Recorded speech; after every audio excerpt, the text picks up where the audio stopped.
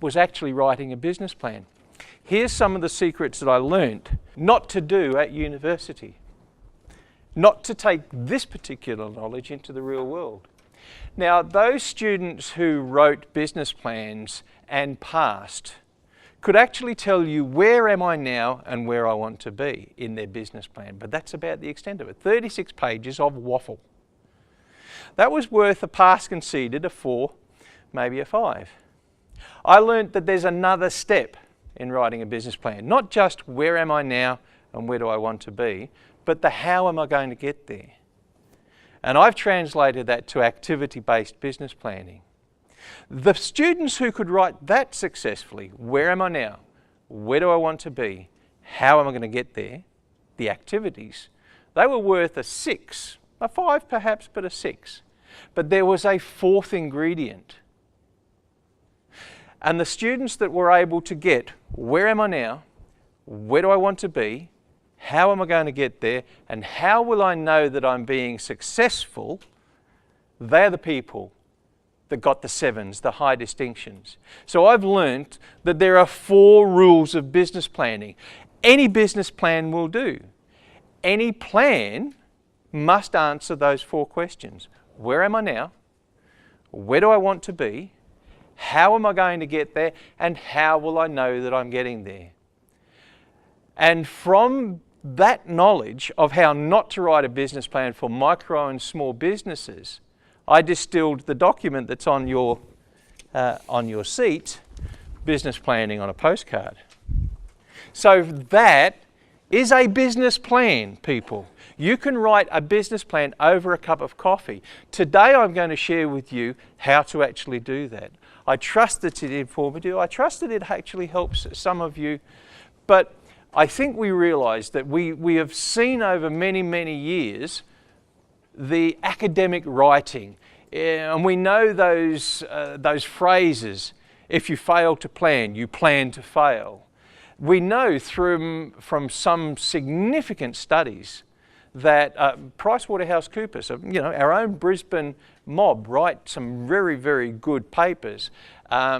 2 years ago, 2016, they wrote a great paper on business planning in their circle of clients. And what they found, that those who had written a business plan were 60-something% more likely to achieve their goals. And of those who wrote the business plan were something like 60% more likely to exceed their goals than those who don't write a business plan. Now, I'm not saying that us in this room need to write that sort of business plan. What I'm saying is a business plan is an essential ingredient. Now, I've started 3 different accounting practices over my life. I've sold each one of them. The last business plan accountancy practice that I started in around about 2003, when I came to Brisbane and couldn't find a job, because I came from Sydney, and I was doing my MBA. I was a very important man in a very important business, doing a very important job. And in fact, doing that very important job for a very important organisation in a very important world really taught me that working in businesses like that is like having your hand in a bucket of water. As soon as you take your hand out, it's as if you never existed. That's big companies for you. I miss the money, but I don't miss the work. I learned then that those 30-page business plans where you have financial controllers, we have strategic management, they don't have business plans anymore, do they? They're strategic plans and strategic initiatives. They're all too busy to think at the level with which we need to write business plans. So our business plans can be written on a single piece of paper, and you can write that business plan if you think along the lines of, where am I now? Where do I want to be? How am I going to get there? And how will I know that I'm getting there? And in actual fact, it's now called in academia activity-based planning. We had activity-based costing when I was a young accountant, but it's now called activity-based planning. And there's lots and lots of papers being written about it. But we know that activity-based planning for small to medium enterprises relies upon us. Nobody else is going to do it for us. And I know all the reasons why business planning doesn't work. I'm too tired, I'm too busy, I don't have special knowledge, I don't have time to stop the world. How should I write a plan when nobody else wants it? It's that level of accountability. Let me start one more time. Let's put that aside for just a moment. Being in business is like being in a race. Imagine you are at the start line and you know there's a big road ahead of you. And the starter's gun goes off, bang, and you're off, you're in business. At any point in time, you are going to encounter hassles. Let's imagine that first hurdle that you encounter is this humongous great elastic band put right across your path.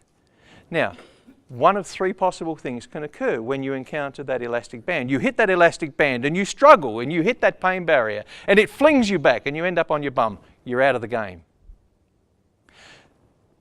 You might start, you might run, you might hit that elastic band and you hit that elastic band and you struggle, but it pushes you back.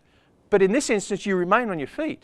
You're not defeated. You have hit that pain barrier, the athlete's pain barrier that we talk about, but you're on your feet. You're ready to attack it again. And you do. And ultimately, you break through that pain barrier. And in breaking through that pain barrier, you learn, you encounter, you morph into something that's different. I'm going to share something with you right now that is the first academic drawing that I'm going to share with you. I trust you can see that in green, or should I change the colour? Thank you, I will change the colour.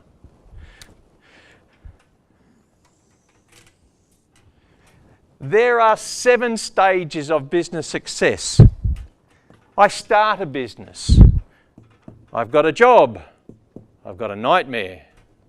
I've got a business. I've got a franchise. I can exit.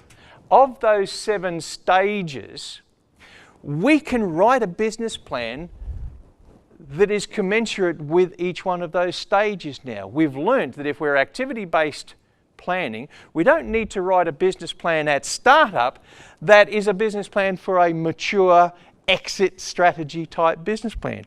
Our goal is to write a business plan that will help us break through the very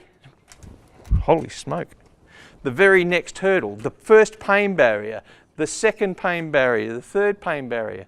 Look at this. I call this the mad mile because the characteristic of this sort of business is grow and shrink, grow and shrink. Let me give you an example of a level 3 business that is hitting the pain barrier. This is a common statement by a business owner at a level 3 business. You can't find good staff. You can't train them because if you train them, they're gone. They'll want your business. But let's just go back a little bit. Before we get to the mad mile, we know that who among us has read Michael Gerber's The E-Myth, please? Brilliant. I'm not telling you anything you haven't already read. I'm just framing it in a slightly different way.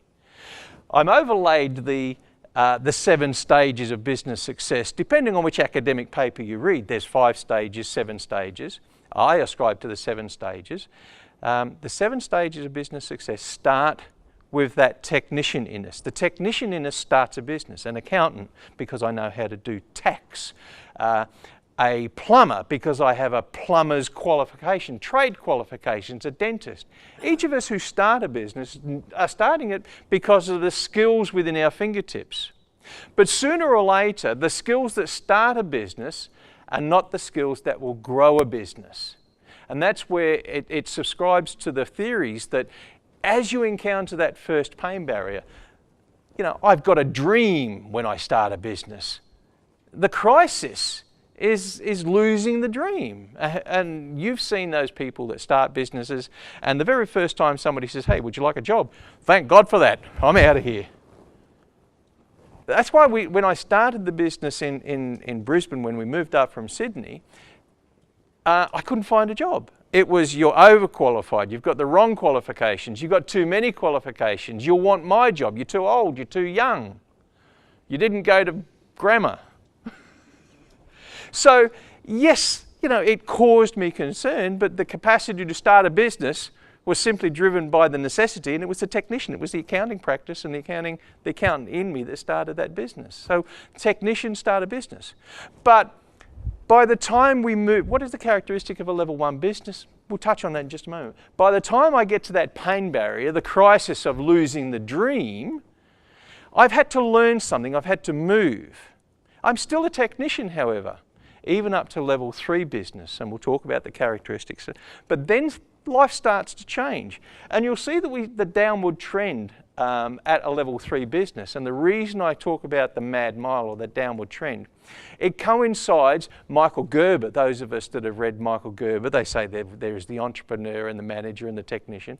At about level 3, that technician in you has got to change, because the culture, the business, the need and wants of the role that you now occupy has changed. The technician in you is not going to grow that business. That's how we learn.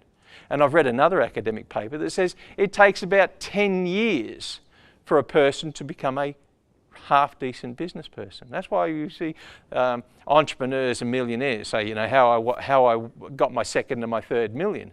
For a lot of people, it's easy to make money. It's almost impossible to keep it. So, let's dwell a little bit more on the stages, the 7 stages of business. And I'll only go up to level 4 because of the time constraints we have. A level 1 business is essentially you alone. How does a level 1 business operate? It's your job as a level 1 business to produce the thing that you produce as efficiently as possible. Because you're a technician, you know how to do it, but you've got to do it faster. You've got to provide that service more cost effectively. You've got to worry not about the thing that you provide. You've got to worry about the person who is the next person to buy. In terms of marketing for a level 1 business is find your first client.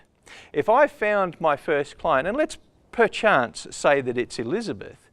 Elizabeth arrives at my metaphorical front door to buy my thing or my good or my service because of a problem that she has and it's unmet, and I can solve that problem. So she has a number of questions that she has asked, and I'm the answer. But if I push Elizabeth aside one little bit, I've got another and another and another who arrive at my metaphorical front door because they've asked themselves the same questions. They've arrived because I'm the answer to the same questions. So if we're in marketing mode, I've got to find Elizabeth times 2, 3, 4, 5. I must know what it is that she asked of the thing, the good, the service, and I repeat that because that is my marketing. Forget about big, bold marketing plans. You need a sniper's rifle as a level 1 business because you can't do it all, and you can't do it all for people who you don't know. I don't have a David. I don't have a James. I have an Elizabeth, Mark 1, 2, 3, and 4. That is the marketing plan, not 36 pages. Your marketing goal is to find that segment that your first client provided you the clues for. Let me share something with you. The second diagram. Now, this was going to be a PowerPoint presentation. I hope you actually are grateful that I'm not going to give you death by PowerPoint. I'm just going to give you 2 drawings.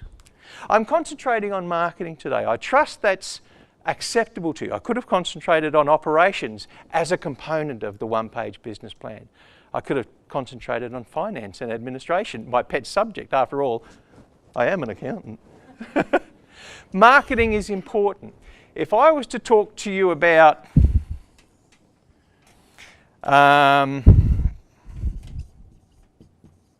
market penetration, that's an academic word,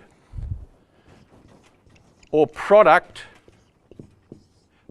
differentiation, this actually was created by a chap called Ansoff. If you look up that, you'll see his version. Mine's dumbed down. So if I talk to you about You're a startup business or a level 1 business, and the characteristics of a level 1, the business is you. Every phone call comes to you. People want you. It's your skill and experience they've heard about. If I talk to you about marketing for a level 1 business, you've got to be selling the same stuff to the same people time after time after time. We talked about operation where I said you've got to drive the efficiency of producing it, but in terms of the marketing, you've got to actually work out, why did Elizabeth buy from me, so that you can tailor your marketing to Elizabeth. Irrespective of Elizabeth, the person may not come back, but the characteristics of Elizabeth, the same stuff to the same people, you've got to find her. That sniper's rifle is the most critical thing you've got. Don't try to do everything to everybody. A level 1 business, same stuff to the same people. What is the pain barrier? What's that crisis? If that crisis actually is the crisis of losing the dream, that elastic band that is across that racing track that we used as our analogy, you've hit that and you've been flung back and you are on your bum. You could get hit that and you get, but you're still on your feet. The ultimate stage is you actually break through that. You've broken through the pain barrier. It's a good thing. The bad thing, there's a few more to actually go.